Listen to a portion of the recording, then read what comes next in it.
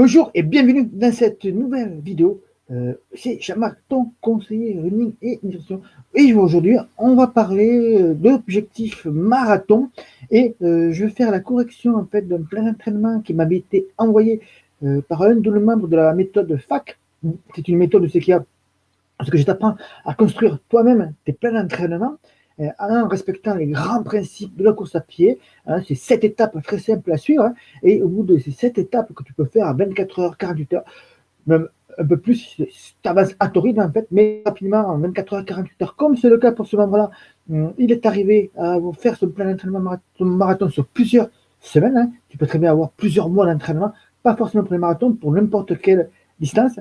Et aujourd'hui, on va corriger, on va voir ce qu'il pourrait pu faire pour modifier, pour améliorer son programme. Hein, et on va partir donc sur son programme à lui qu'il a établi et on va modifier et je vais vous apporter des corrections libre à lui ensuite de les adapter ou pas. Donc aussi également, j'ai mis en place un quiz pour les runners pour savoir quel type de runner tu es, quel profil de coureur tu es. Alors tout ça, alors c'était sur YouTube, donc il suffit de cliquer sur le lien en tout dans le descriptif des commentaires pour trouver le lien pour faire ce quiz qui est très sympa à faire et qui est très très rapide, en une minute tu l'as fait. Et sinon, tu le retrouves un peu partout sur notre page runningethtrail.net ou sur un peu, je le mets un petit peu partout sur Facebook, sur les réseaux sociaux ou sur nos sites. Donc, c'est parti. Maintenant, on attaque avec nous, avec la correction objectif marathon en 4 heures. Il fait 3 séances par semaine. Et la première chose que je vais te parler, c'est tout simplement de comment est constitué un plan marathon, mais ça marche pour les autres plans semi 10 km. On a 3 phases qui sont vraiment distinctes. Donc, je vais prendre mon petit stylo que j'ai pris l'habitude de prendre maintenant. Hop, petit stylet. Et je vais changer la couleur. Tu m'excuseras un petit peu. On va le faire en bleu parce que le bleu, c'est une petite couleur qui me plaît bien. Donc, on est parti. Si tu veux, un plan d'entraînement marathon, tu peux faire, on va dire, sur 8 ou 12 semaines. Qu'est-ce qui va faire la différence entre les 8 et les 12 semaines? Alors, on va dire que le plan marathon est là. Ici, c'est le début. Et ici, c'est le jour, le top marathon, le jour J. Hein. Une première phase qui dure généralement 4 semaines, qui est de mise en condition, de préparation justement. Et dans cette phase-là, qui va durer 4 semaines, on va trouver du fractionné, hein, très souvent fractionné court et moyen, un petit peu de seuil également, et on va trouver aussi du foncier. Alors le foncier, ça va être de l'endurance, et dans cette première phase, le but du jeu, ça va être surtout de faire monter ton foncier, l'endurance, pour te préparer sur le spécifique qui va arriver ensuite. Sur cette partie endurance, par exemple, on va voir que l'idéal est de monter sur la sortie longue pour se rapprocher d'une sortie longue qui se rapproche de celle qu'on va effectuer pendant la préparation marathon. Ça, c'est la première phase. On va pouvoir faire aussi du renforcement musculaire, par exemple. Et ensuite, on a la deuxième phase qui est vraiment la plus longue, qui est ici, voilà, mal tiré. Et là, je vais changer un petit peu de couleur, simplement parce que, pour le plaisir de changer. Et donc, on va voir ici, dans cette deuxième partie qui est ici, c'est ce qu'on appelle la partie vraiment spécifique du plan, où c'est qu'on va retrouver, toujours pareil, de l'endurance, ce qui va augmenter régulièrement. On va surtout trouver aussi de allure spécifique, donc AS42, allure spécifique marathon. C'est là qu'on va trouver ton allure pour le marathon et c'est là qu'on va la travailler pour la perfectionner. On va continuer à avoir quand même un petit peu de fractionné, mais là, ça va plutôt être sous forme de rappel, c'est-à-dire tu ne vas pas refaire une scène de fractionné court, par exemple, ou moyen toutes les semaines. Tu vas avoir un petit rappel tous les 10, 15 jours, parce que on va se concentrer surtout sur ton allure 42 avec bien sûr de l'endurance. Et également, on va pouvoir avoir du renforcement musculaire sous forme d'exercice parce que plus tu auras de muscles forts, tes muscles seront forts, plus à ce moment-là, tu seras capable justement de faire retarder les douleurs musculaires et de garder un bon niveau d'allure. On va travailler aussi forcément au niveau de l'endurance. On va se concentrer avec des séances types pour essayer de repousser le fameux mur du marathon. Hein.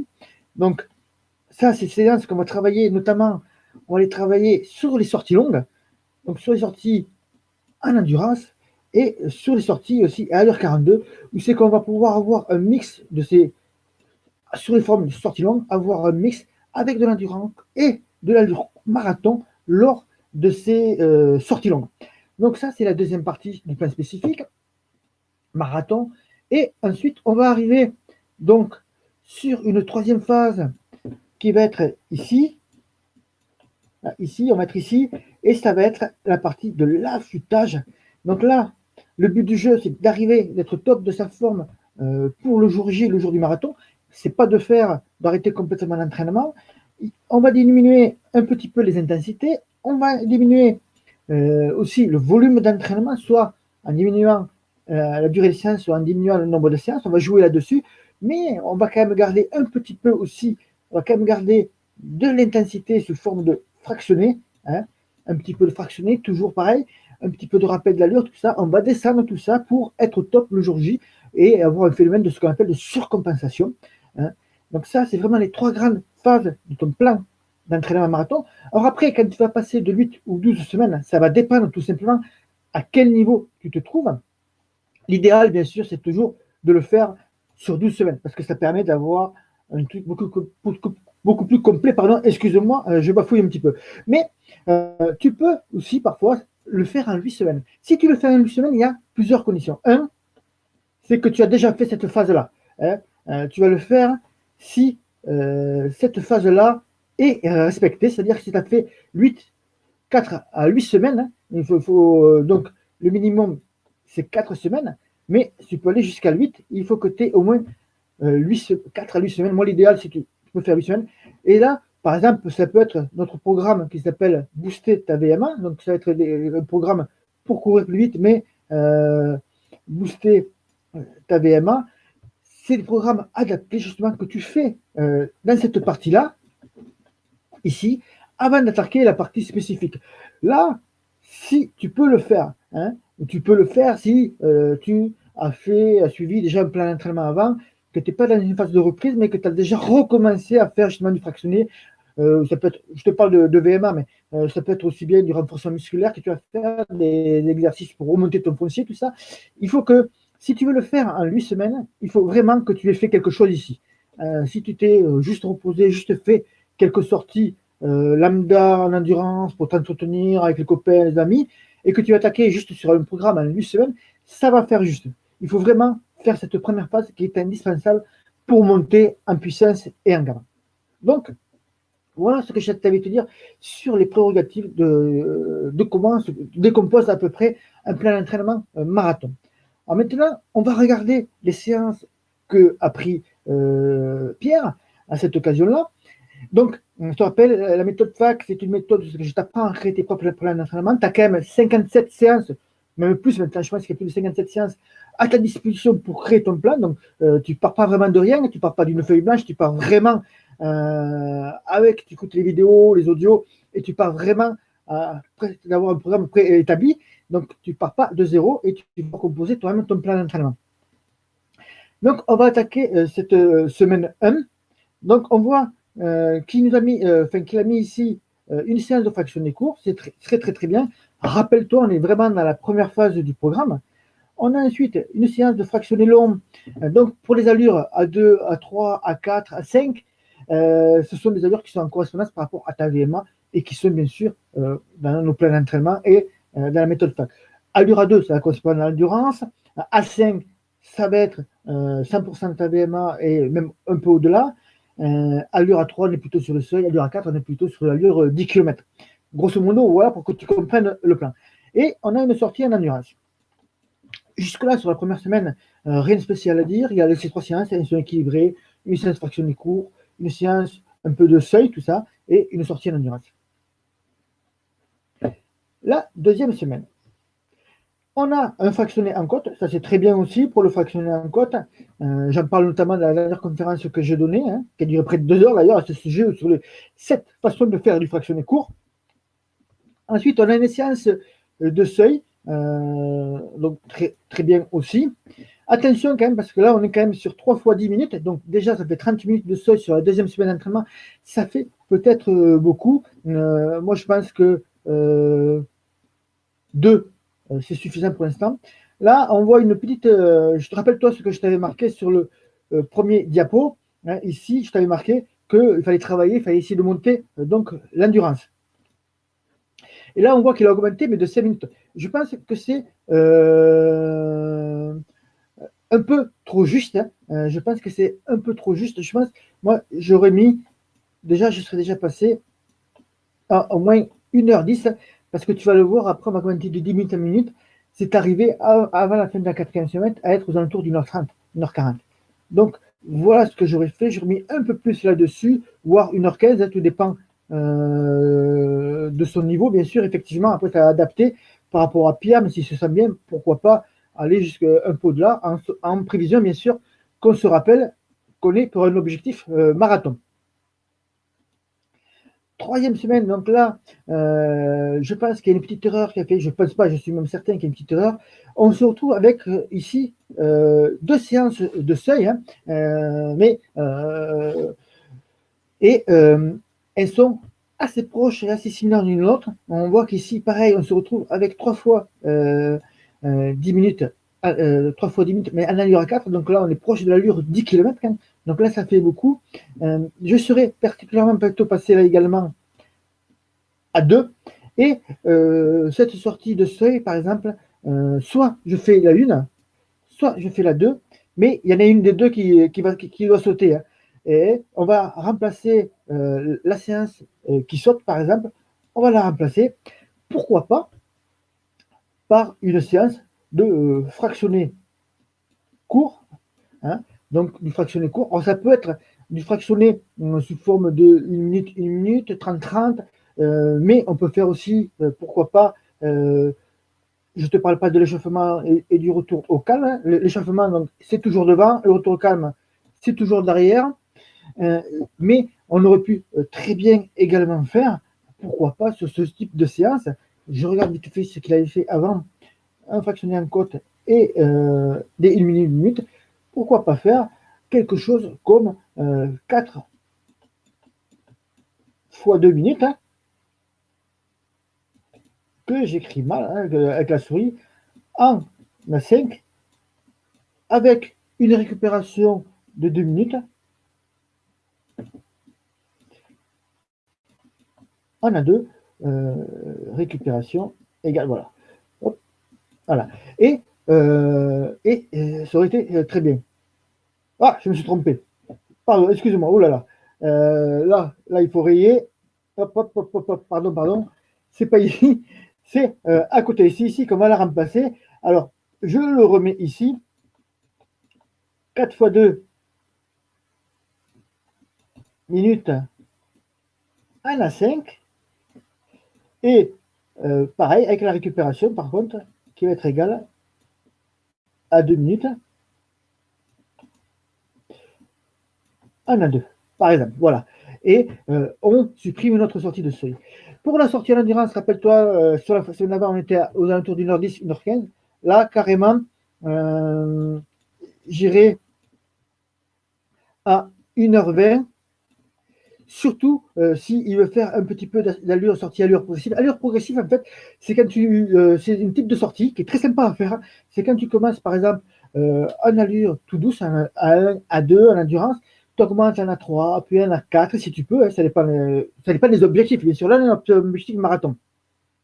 Et tu augmentes pour finir toujours plus vite. Hein. Donc, c'est un peu, ça simule un petit peu, on va dire, ce que tu fais en course. Hein. Tu pars toujours à un tempo un peu plus lent et tu essaies toujours de finir un peu plus rapidement.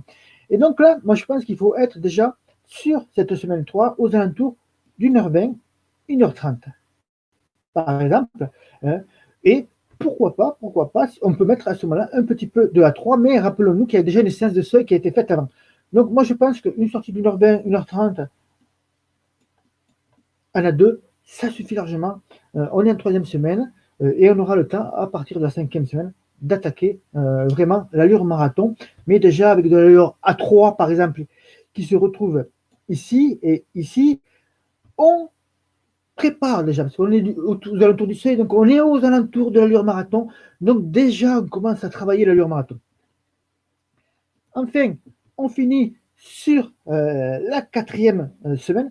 La 4e semaine, chez nous, dans nos programmes d'entraînement, c'est le concept 3+1. Alors, je l'explique plus en vidéo. Ce qu'il faut faire sur cette 4e semaine, toutes les semaines 4, c'est grosso modo faire de la surcompensation et l'assimilation du travail qui a été effectué sur la semaine précédente qu'on reporte et on fait une petite récupération, une petite assimilation avant de repartir de plus belle.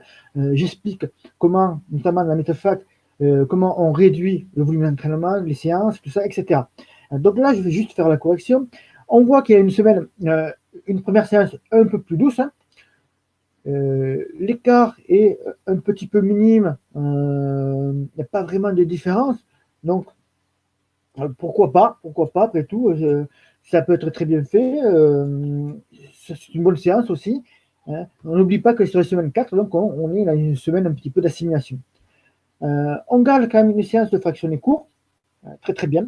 La sortie à l'endurance, effectivement, là, on va la baisser, hein, on va la diminuer par rapport aux semaines précédentes qu'on était monté jusqu'à 1h20, 1h30. Par contre, 1h, ça peut être un peu juste. Hein. On va pouvoir peut-être mettre, moi je mettrais plutôt aux alentours d'1h10, comme ça, et après on repartira sur, et après effectivement, donc je vais revenir en arrière,